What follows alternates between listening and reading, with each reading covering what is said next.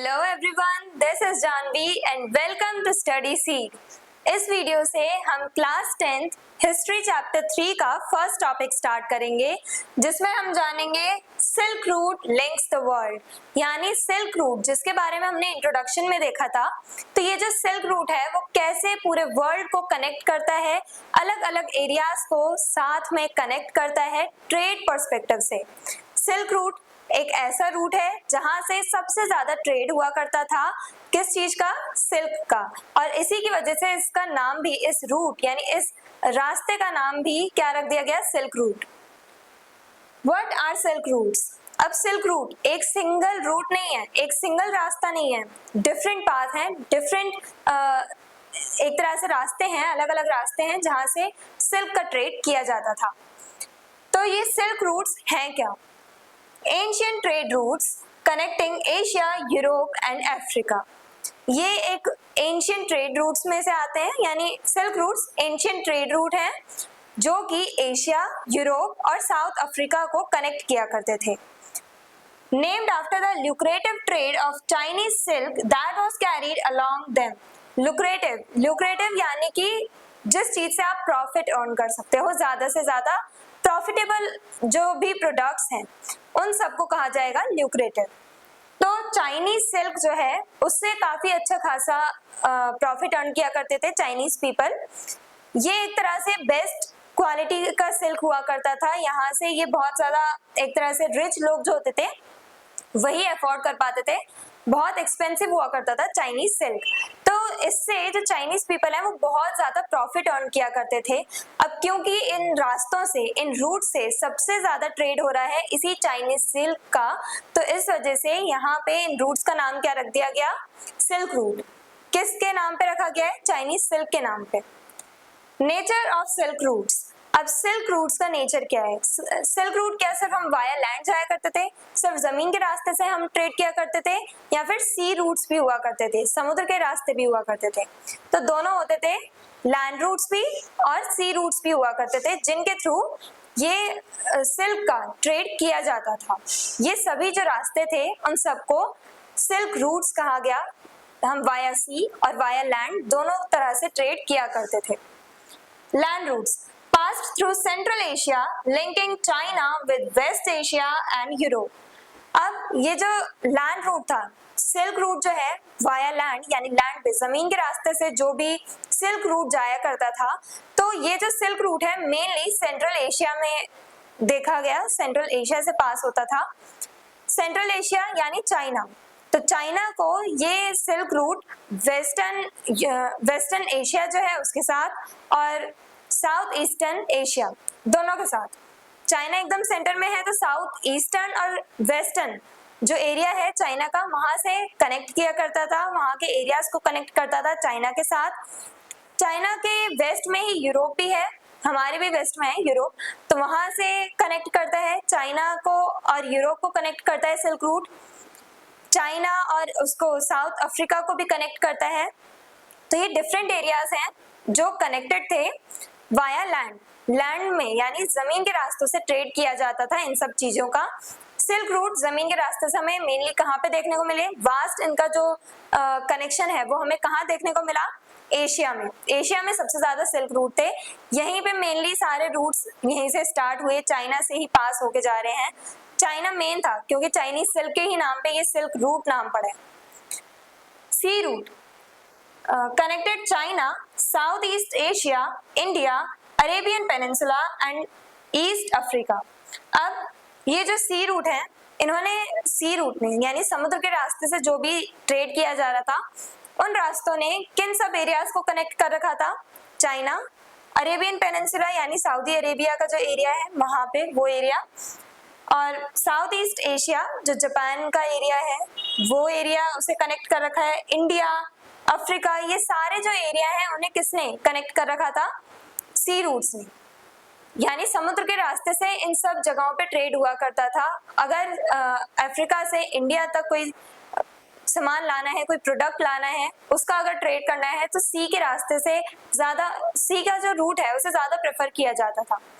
Via land अब वो पूरे अफ्रीका से यहाँ से घूम के आएंगे और फिर इंडिया में आएंगे, इससे बढ़िया वो सोचते थे कि सी रूट लिया जाए, सीधे सीधे एक कोस्ट से दूसरी कोस्ट पे इनकी नाव यानी शिप रुकेगी और वहां पे से सारे एक्सचेंज वगैरह हो जाएंगे इनके प्रोडक्ट की।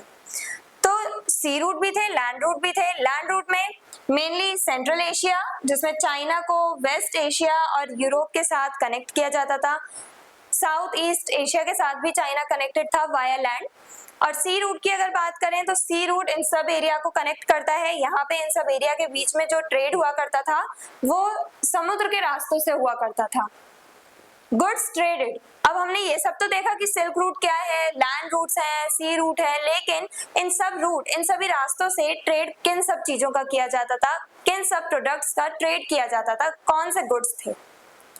From China silk and porcelain. China से मेनली सिल्क का ट्रेड हुआ करता था जिसके नाम पे सिल्क रूट नाम पड़ा।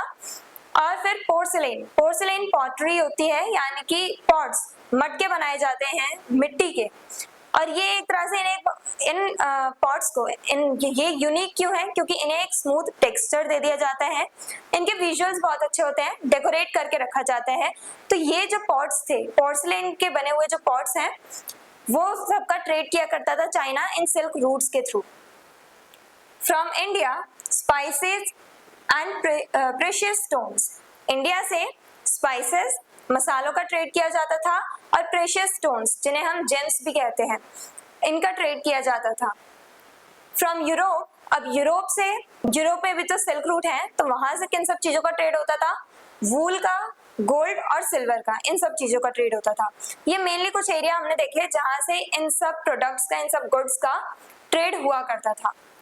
कल्चरल एक्सचेंज, अब सिर्फ गुड्स और लोग ही मूवमेंट नहीं कर रहे हैं, उनके साथ उनके आइडियाज भी मूव कर रहे हैं, वो अपने कल्चर को साथ में लेके चल रहे हैं। तो कल्चरल एक्सचेंज में हमें देखने को मिला spread of ideas, knowledge, religions and cultures. Example Buddhism from India to China.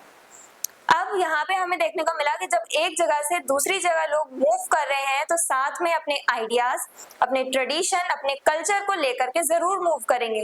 ये कुछ ऐसी चीजें हैं जो हमसे इंटरनली जुड़ी हुई हैं, स्पिरिचुअलिटी है ये, हमारी हमारी आत्मा से कनेक्टेड है ये सब चीजें, इन्हें हम छोड़ के नहीं जा सकते। तो ये सारे इन सब कल्चर, ट्रेडिशन, इन सब के साथ, आइडियाज के साथ लोग मूव करते हैं। तो लोगों ने जब भी एक जगह से दूसरी जगह वो जाया करते थे तो अपने आइडियाज लोगों के साथ शेयर करा करते थे, दूसरे एरिया के लोगों के साथ। और वहाँ के जो लोग हैं वो इन लोगों के साथ आइडियाज शेयर किया करते थे, अपने रिलीजन के बारे में बताते थे, अपने कल्चर के बारे में बताते थे, अपनी संस्कृति, वही कल्चर, अपने ट्रेडिशन के बारे में बताते थे। काफी सारे अलग अलग आइडियाज ये आपस में शेयर किया करते थे, एक दूसरे के एरिया के बारे में नॉलेज भी गेन किया करते थे ये लोग। तो इस तरह से ये सब चीजें हमारे कल्चर से रिलेटेड हैं। तो ये सब, इन सब का भी एक तरह से एक्सचेंज हुआ करता था। यहाँ से जो लोग जा रहे हैं वो वहाँ के कल्चर के बारे में जानेंगे, वहां से जो यहाँ आ रहे हैं वो यहाँ के कल्चर के बारे में जानेंगे। इस टाइप से कल्चरल एक्सचेंज भी हो रहा था। For example Buddhism from India to China. Buddhism यानी जो बुद्ध धर्म है वो कहाँ से स्टार्ट हुआ? इंडिया से, और यहाँ से स्प्रेड हुआ है वर्ल्ड के अलग अलग कॉर्नर्स में। तो चाइना में जो भी चाइनीज पिलग्रिम्स थे, यानी वो लोग आया करते थे इंडिया में तीर्थ यात्रा के लिए, पिलग्रिमेज के लिए। क्यों? क्योंकि गौतम बुद्ध यहीं पे जन्मे थे और यहीं पे उनके अलग अलग पिलग्रिमेज साइट है, स्तूप बनाए गए हैं जो गौतम बुद्ध से रिलेटेड है। उनके गौतम बुद्ध के जो बचे हुए रिमेन्स थे, उनकी डेथ के बाद जो एक तरह से मुक्ति मिली, उसके बाद जो उनके बॉडी के रिमेन्स थे, बॉडीली रिमेन्स, उन सबको दफनाया गया था और उन्हीं के ऊपर स्तूप्स बनाए गए। तो ये जो स्तूप्स हैं वो बुद्धिस्ट के लिए, जो लोग बुद्धिज्म को फॉलो करते हैं उनके लिए रिलीजियस साइट है, एक पवित्र स्थल है उनका। तो इस वजह से वो लोग आया करते हैं यहाँ पे, एक तरह से जैसे हम जाते हैं पूजा करने के लिए टेम्पल्स, वो बुद्ध के इन सारे जो रिमेन्स हैं इनकी पूजा करने के लिए आते हैं स्तूप पे। तो चाइनीज पिलग्रिम्स आया करते थे इंडिया। अब इंडिया में बुद्धिज्म का जन्म हुआ, चाइना से लोग आते थे, जापान से, श्रीलंका से, कोरिया से, अलग अलग एरिया से, जहाँ पे भी ये फैलता गया बुद्धिज्म, वहां से लोग आया करते थे इंडिया में। क्यों? क्योंकि उन्हें बुद्धिज्म के जो बचे हुए बुद्ध के जो बचे हुए रिमेन्स थे उनकी पूजा करनी होती थी, उन्हें पिलग्रिमेज के लिए वो आया करते थे यहाँ पे, बुद्ध के बारे में, गौतम बुद्ध के बारे में जानने के लिए आया करते थे इंडिया में। तो ऐसे हमें कल्चरल एक्सचेंज देखने को मिलता है। Historical significance. अब ये जो अभी हमने देखा सिल्क रूट, अब इसका हिस्टोरिकल सिग्निफिकेंस क्या था, यानी ये पहले इतना इंपॉर्टेंट क्यों था, क्यों इसकी ज्यादा इंपॉर्टेंस थी। इकोनॉमिक सेंस में भी इसकी इंपॉर्टेंस थी, इकोनॉमिक, कल्चरल, पॉलिटिकल, तीनों सेंस में सिल्क रूट बहुत ज्यादा इंपॉर्टेंट था। इकोनॉमिक सेंस में इसलिए क्योंकि इट बूस्टेड ट्रेड, क्योंकि सिल्क रूट के रास्ते से सबसे ज्यादा ये क्यों मेन था, क्योंकि यहाँ से ट्रेड हुआ करता था। अब ये जो ट्रेड है इसके थ्रू लोग बहुत ज्यादा प्रॉफिट अर्न किया करते थे। इकोनॉमिकल सेंस में यानी उनकी जो इकोनॉमी है उनके पास काफी ज्यादा प्रॉफिट आ रहा है, काफी वेल्थ आ रही है, पैसा खूब आ रहा है उनके पास, तो इकोनॉमी के सेंस में वो डेवलप कर रहे हैं।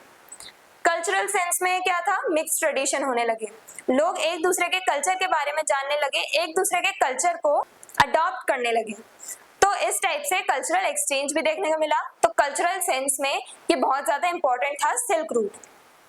पॉलिटिकल सेंस में कैसे इंपॉर्टेंट था, एनकरेज डिप्लोमेटिक टाइज। अब जब एक जगह से लोग दूसरी जगह में मूव कर रहे हैं, एक एम्पायर से दूसरे एम्पायर में जा रहे हैं, तो एक तरह से ये जो एम्पायर्स थे, जो राज्य थे, वो आपस में डिप्लोमेटिक टाइज यानी कि फ्रेंडशिप कर लिया करते थे।